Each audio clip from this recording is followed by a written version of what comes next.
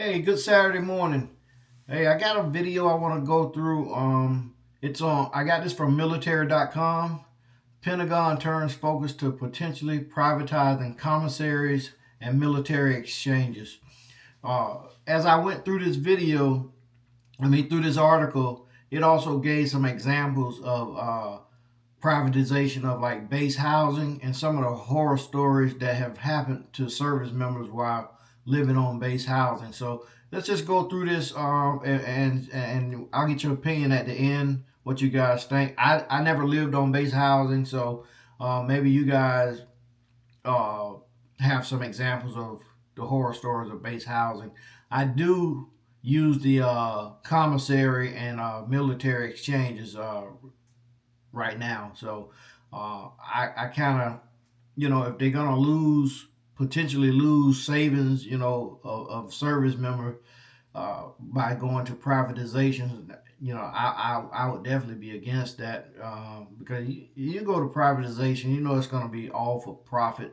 Uh, so you probably would be jeopardizing savings. So I don't know. Let's just go through this and see what happens. See what they're talking about.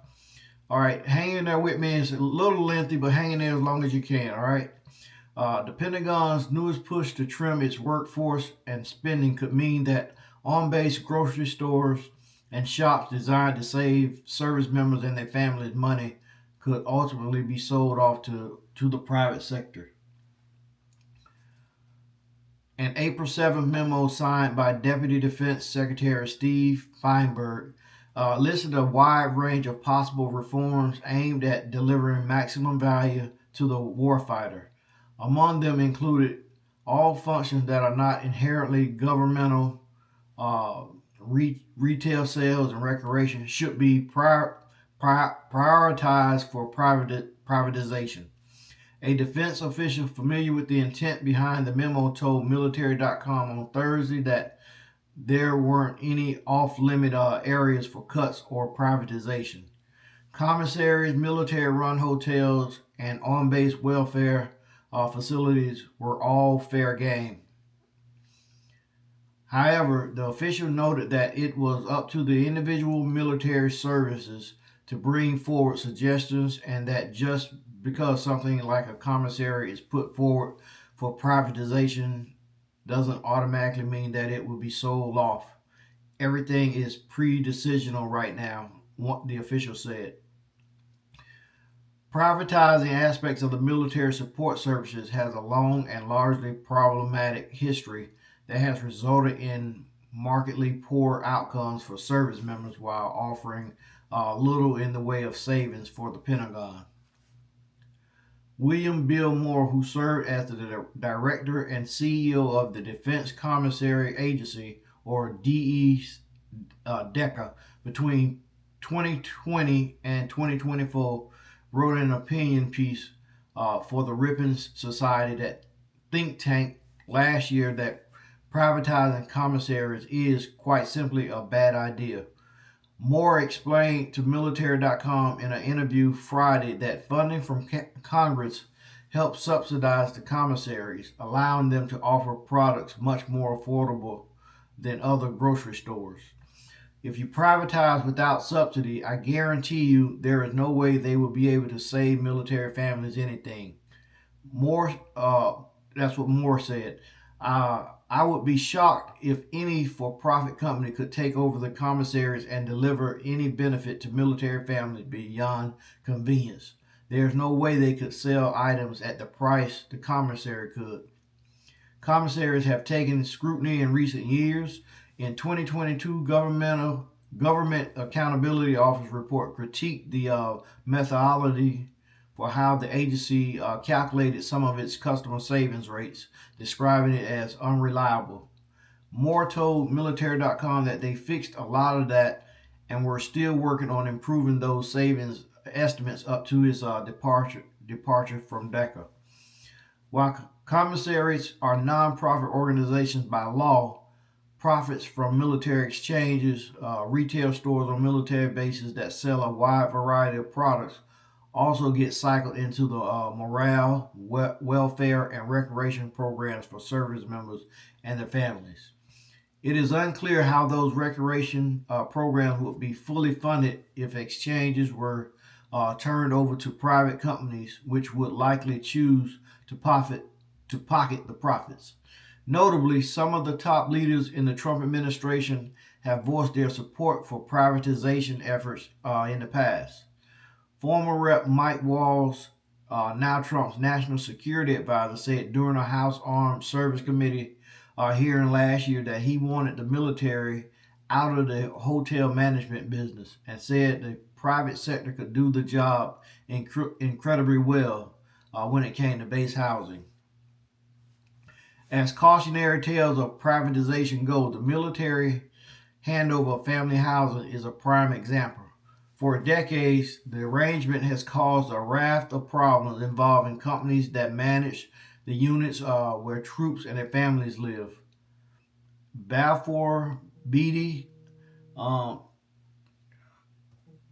Balfour Beatty, a massive company that manages more than 40,000 military homes across more than 50 bases, has repeatedly been sued and forced to pay restitution to military families for its consistent failure to ensure military homes are safe and livable. 2 weeks ago, the company was hit with yet another lawsuit that alleged the company concealed the horrific conditions from unsuspecting servicemen and women and their families, and then when the conditions were discovered and reported, Balfour systematically failed to properly repair and remediate significant problems. However, the company's history of shoddy work goes back decades. In 2029, Balfour was caught up in a nationwide scandal over squalid family housing and pleaded guilty in 2021 to falsifying maintenance records that went as far back as 2013. The company was ordered to pay $65.4 million in fines and restitution for misconduct related to its military housing practices in federal contracts. And yet, despite that scandal and fine, in 2022, an 8-month investigation by a Senate Homeland Security and Government Affairs panel found the company was continuing to ignore residents' concerns over mold, asbestos, and other problems in their homes. Balfour is not alone, though. In 2020, families of Marines stationed at Camp Lejeune, North Carolina, took several private companies that run housing on that base to court over their alleged failure to provide safe residences or respond to complaints of mold, mildew, water intrusion, roaches, and maintenance problems. That same year, 9 Army families also sued that privatized base housing landlords at Fort Cavazos, Texas, over allegations of life-threatening levels of mold and deplorable conditions in their homes that ruined their belongings. An Army family at the base was awarded $10.3 million in 2024 after they were forced to live in mold-infested homes run by a private Army housing company, leading to repeated hospitalizations of their newborn infant for respiratory difficulties. Those issues have not stopped the military from trying to create new privatized housing solutions for troops. In September, Edwards Air Force Base in California broke ground on the service's first privatized on-base apartment complex. Konstantin Toropin is a military reporter for military.com. Okay, all right, we can stop right there. I'm sorry.